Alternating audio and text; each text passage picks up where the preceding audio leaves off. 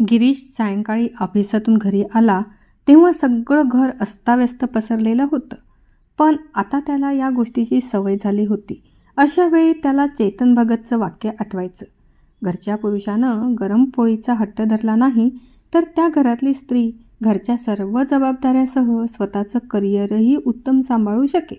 या वाक्यामुळे तो शांत चित्ताने वावरू शकायचा. सुमोनाच्या आणि त्याच्या पहिल्या भेटीत तिनं ऐकवलं होतं, माझा स्वतःचा मेंदू आहे, तो स्वतःचा विचार करतो आणि त्याप्रमाणेच चालतो. तिचा तडकफडक स्वभाव, तिचा फटकळपणा वगैरे लक्षात आल्यावरही तिच्यावर भाळलेल्या गिरीशनं तिच्याशी लग्न करायचं ठरवलं आणि एकदा लग्न झाल्यावर त्यानं कायम सहकार्यही केलं. घरकामात तो तिला जमेल तेवढी मदत करायचा. सकाळी ऑफिसला जाण्यापूर्वी तो वॉशिंग मशीनमधून कपडे धुवून वाळत घालायचा. तेवढ्या वेळात सुमोना दोघांचे डब्बे आणि ब्रेकफास्ट बनवायची. बाई नाही आली तर सुमोना फरशी करायची. तोवर तो भांडी धुवून ठेवायचा. पण त्याला स्वयंपाकघरात मात्र काही करता येत नव्हतं. एकटा कधीच राहिला नव्हता. त्यामुळे त्याच्यावर स्वयंपाक करायची वेळच आली नव्हती. आधी आईच्या हातचं जेवायचं. नोकरीसाठी दुसऱ्या शहरात गेला तेव्हा ऑफिसच्या कॅन्टीनचं जेवण जेवू लागला. तेवढ्यात घरच्यांनी लग्न करून दिलं आणि सुमोनानं स्वयंपाकघर सांभाळलं.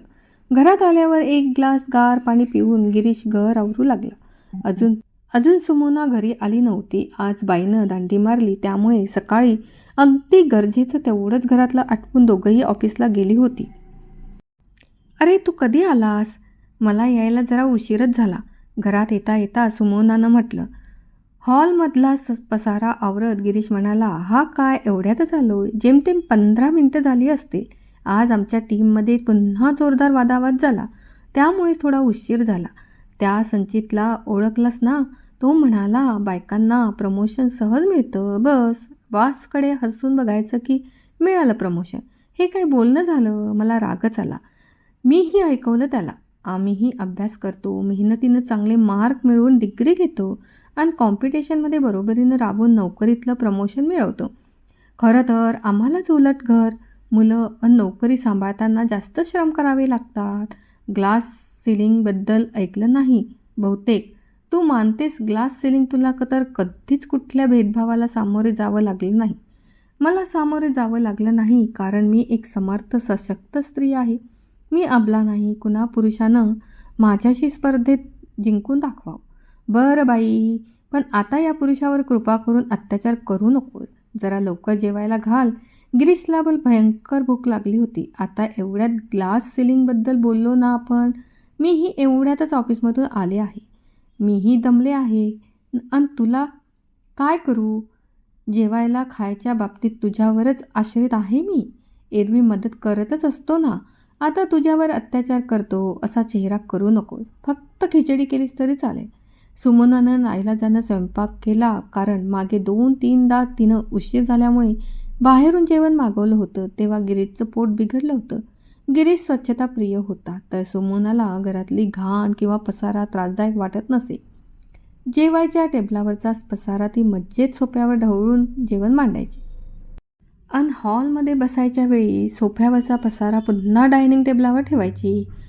गिरीशनं काही म्हटलंस तर उलटून म्हणायची, इतकं खटकतंय तर तूच ठेव ना उचलून. मीही तुझ्यासारखीच नोकरी करते, ऑफिस सांभाळते. आफ्टर ऑल समानतेचा काळ आहे. स्त्री पुरुष समान आहेत. एकदा गिरीशची आई आली होती. दोघांमधलं हे असं संभाषण ऐकून तिला राहवलं नाही. ती म्हणाली, बरोबरीचा मुद्दा अगदी बरोबर आहे. समानता असायला हवी. पण एकूणच घर, संसार, समाज नीट चालवण्यासाठी काही कामं स्त्री पुरुषांमध्ये विभागली गेली आहेत. दोघांनी मिळून काम करावीत हे बरोबर आहे.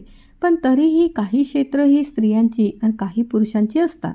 त्यांचं बोलणं तिनं एका कानानं ऐकलं आणि दुसऱ्यानं सोडून दिलं. सुमोनाचा हेकेखोरपणाही गिरीश सहन करत होता. त्यांच्या खोलीत त्यानं सुमोनाला मिठीत घेतलं तरी ती त्याला झिडकारायची. मी पुढाकार घेईन याची वाट का बघत नाहीस तू? प्रत्येक वेळी तुझीच मर्जी का म्हणून? मी तुझ्यावर बळजबरी करत नाही सुमोना. तुझी इच्छा नसेल तर राहील. माझ्यावर बळजबरी कुणीच करू शकणार नाही, तू सुद्धा नाही. अगं मीही तेच म्हणतोय ना. मी बळजबरी करत नाही. यात भांडायचं कशाला? सुमोनाच्या अशा आठमुठ्या अन आखूड वागण्यानं गिरीश त्रस्त होता. काही महिन्यानंतर सुमनाची आई त्याच्याकडे राहायला आली. मुलीचा संसार बघून तिला बरं वाटलं, पण त्यांच्यासमोर बरेचदा गिरीश सुमनाची बरोबरीची समानतेची वादावादी झाली. गिरीशला अचानक ऑफिसच्या टूरवर जावं लागलं. त्यानं ऑफिसमधून सुमनाला फोन केला. जरा माझी बॅग भरून ठेव ना प्लीज. अरे वा, सरळ हुकूम करतोय. बॅग भरून दे म्हणून. मला माझी कामं नाहीत का? स्वतःचं काम स्वतः करायला काय झालं? त्याला टूरवर जायचंय तर त्यानं लवकर घरी येऊन आपली बॅग भरून घ्यावी. लग्नाच्या आधीही करतच होता ना स्वतःचं काम. आफ्टर ऑल समानतेचा काळ आहे, बरोबरीचे हक्क आहेत. सुमनाच्या आईला तिचं हे वागणं खटकलं. हे काय सुमना, तू त्याची बायको आहेस. त्याचं काम तूच नको का करायला? घर संसार मिळावा म्हणून पुरुष लग्न करतो. एकटं राहायचं तर लग्नाची गरजच काय? उद्या तू म्हणशील मुलं मीच का जन्माला घालायची, गिरीशनं घालावीत. तू तर माझ्या सासूसारखीच बोलते आहेत. आईचं बोलणं सुमनाला आवडलं नाही. आई प्रेमाने म्हणाली, अगं आई, असो आई असो की सासू, तुला सांगतील ते चांगलंच सांगतील. त्यांच्याकडे अनुभव असतो जगाचा संसाराचा, म्हणून त्यांचं म्हणणं ऐकावं. पण आई, मीही त्याच्यासारखी शिकलेली आहे. गिरीशसारखीच माझीही नोकरी आहे. त्याच्या एवढंच मीही कमावते आहे. मग मी एकटीनेच का संसार ओढायचा? तुला ठाऊक आहे की मी नेहमीच स्त्रीमुक्तीचा आणि स्त्री पुरुष समानतेचा समर्थक होते आणि आहे. तू थोडा अतिरेक करते आहेस सुमना. अगं, स्त्रीवाद म्हणजे पुरुषाशी वैर करणं किंवा सतत भांडणं करणं नाही. संसार पतीपत्नीच्या समंजसपणानं आणि सहचार्याने चालतो. गिरीश तर तुला खूपच समजून घेतो, सहकार्य करतो. नुसती त्यानं बॅग भरून दे म्हटलं तर इतकं आकांतांडव कशाला? आईचं म्हणणंही सुमनानं उडवूनच लावलं. लग्नाला वर्ष होता होता गिरीशनं स्वतःला सुमनाच्या अपेक्षेनुरूप बदल घडवून आणला होता. त्यानं तिच्यावर मनापासून प्रेम केलं होतं आणि बायकोला सुखात ठेवावं, तिनं सुखी राहावं अशी त्याची इच्छा होती. पण सुमनाचा स्त्रीवाद काही थांबायला तयार नव्हता. गिरीशचे काही सहकारी घरी आले होते. त्यांच्या ऑफिसच्या गप्पा सुरू झाल्या तेव्हा त्यांच्या बॉसचा विषय निघाला.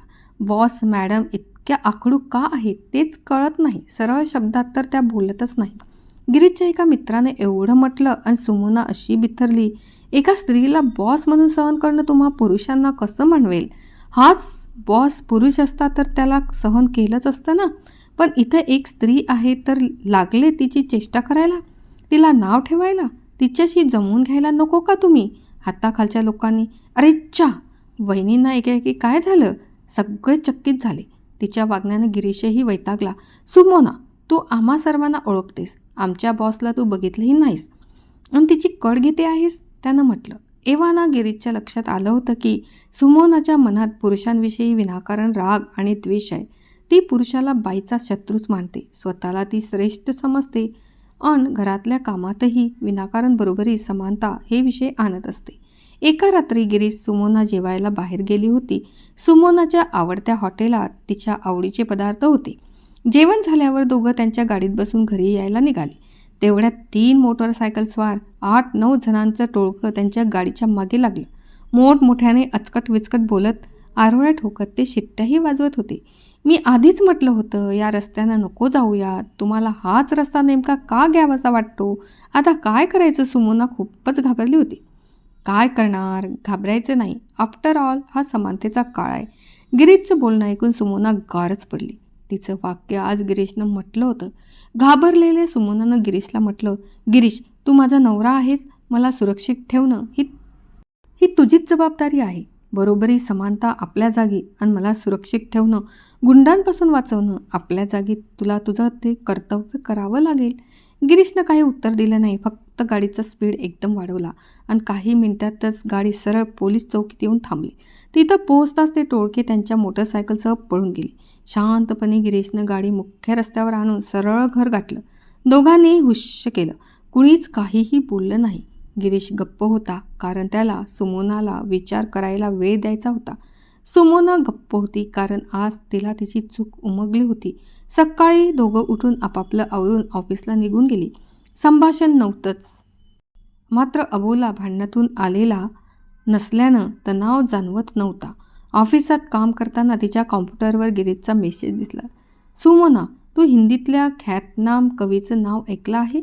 विनोदी कवी म्हणून काका हाथरसी ओळखले जातात. त्यांचीच ही कविता आहे.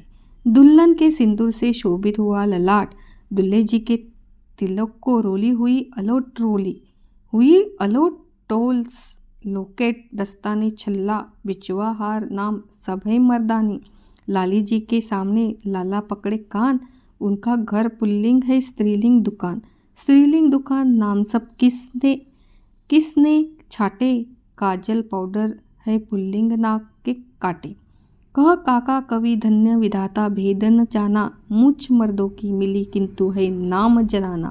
अर्थात स्त्री आणि पुरुषातला झगडा सनातन आहे, तरीही दोघं एकमेकांचे पूरक सहाय्यक आहेत. ही गोष्ट तेवढीच खरी आहे. ज्यांना हे कळत नाही त्यांचं सोड, पण नवरा बायकोनं एकमेकांशी भांडणं, सतत बरोबरी करणं यानं कोणताच संसार सुखी होत नाही. सुखी संसारातच वंशवेल विस्तारते, घरातल्या मुलांनाही चांगले संस्कार मिळतात. सुमोना, तुझ्या तकलादू स्त्रीवादातून बाहेर पड. मी स्वतः स्त्रियांचा सन्मान करतो, हे तू जाणतेस. माझं प्रेम ओळख, त्यातला खरेपणा जाणून घे. त्या सायंकाळी गिरीश घरी आला. टेबलावर गरमागरम जेवण तयार होतं. छानपैकी नटलेली सुमोना हसऱ्या चेहऱ्याने त्याची वाट बघत होती. तो आता येताच तिने त्याला मिठी मारली आणि ती म्हणाली, माझे काम मी केले आता तुझी पाळी.